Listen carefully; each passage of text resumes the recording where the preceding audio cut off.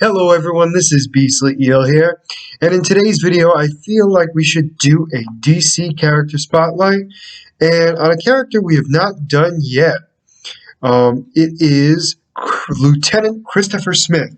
Now, for those of you who are big fans, they will know who he plays in, who his alter ego is in the DC universe. For those of you who don't, know him by this name for sure. He's Peacemaker. So Peacemaker has made a big splash in the cinema now. He was in the Suicide Squad, the new one, and then he also had his own series, at least for one season for sure, called Peacemaker on HBO MAX. So we're going to talk about his comic book rendition and what he was able to do and what made him the Peacemaker. So as I said, his real name is Christopher Smith. Overall, he's just a peace agent and a vigilante driven by the extremist form of pacifism, which makes him love peace so much that he would kill for it, torture, and basically destroy anybody he needs to make sure that peace is happening. Definitely an odd character in the fact that some of his lines in the movies being the fact that he would kill a bunch of innocent kids for peace, which is so bizarre. So anyway, Christopher is the son of an Austrian industrialist, Wolfgang Schmidt, and an American author, Elizabeth Lois. And he was born in New York City, but he was raised in Austria. So his father committed suicide after secrets about his past in the war came to light.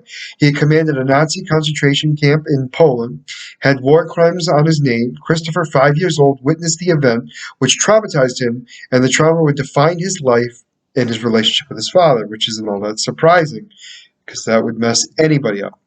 So anyways, Elizabeth returned to the United States with her son and changed her name to Smith. Christopher had a difficult time fitting in.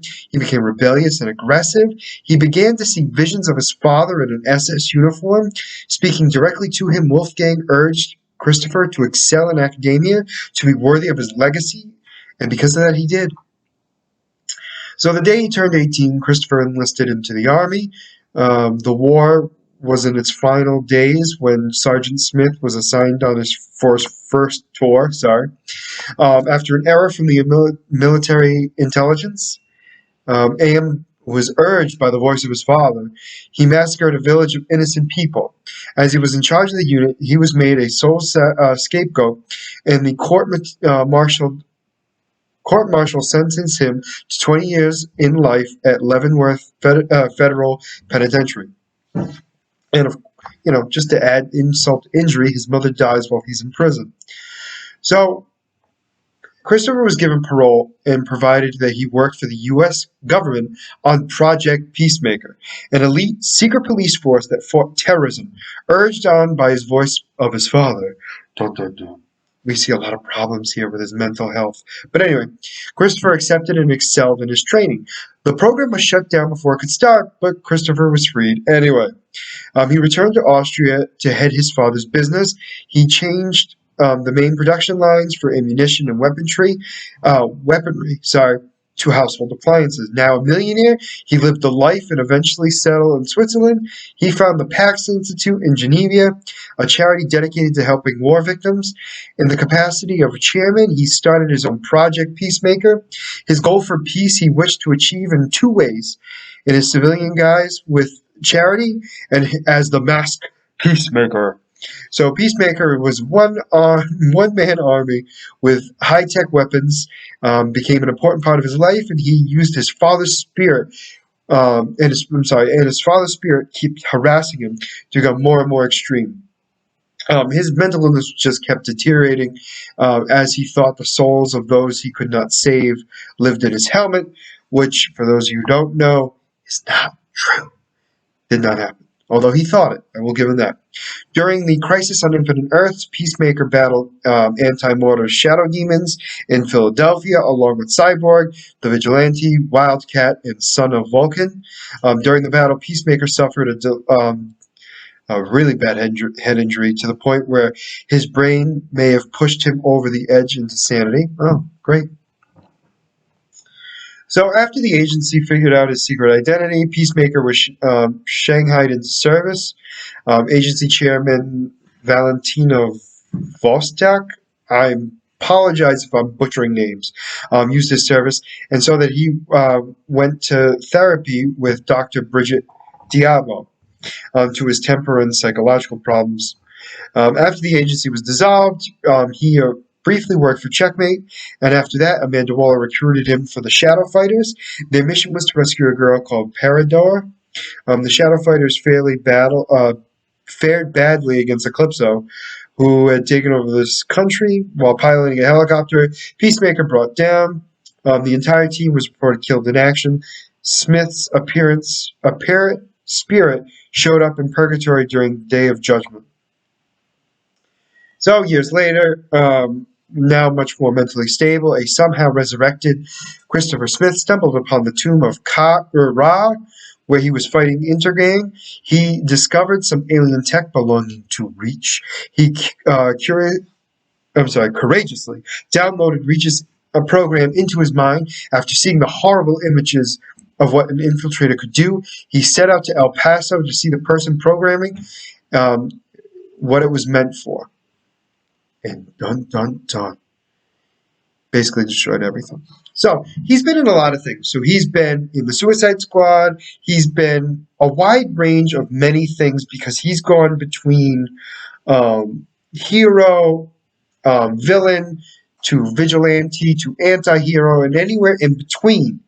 That's definitely one of the things that he's good about, in the sense of if it has to do for peace, overall, regardless of what he has to do to get it, he will do it, including killing people. He doesn't care. So let's talk about his powers and abilities. He's an expert in hand-to-hand combat, firearms, tactical analysis, driving, and aviation. Aviation being flying, like helicopters and stuff like that. So anyway, one of his biggest weaknesses, obviously, is his mental illness. He suffers from bipolar disorder and possibly schizophrenia, believing that the souls of the people that he's killed inhabits his helmet and talks to him. He's also plagued by hallucinations of his dead father, definitely egging him on to be more violent. When he was resurfaced years later, he encountered Blue Beetle, and Peacemaker's mental illness is no longer evident, but that does not mean it still does not exist. So anyway, his paraphernalia. He has body armor, which is highly flexible, bulletproof fabric.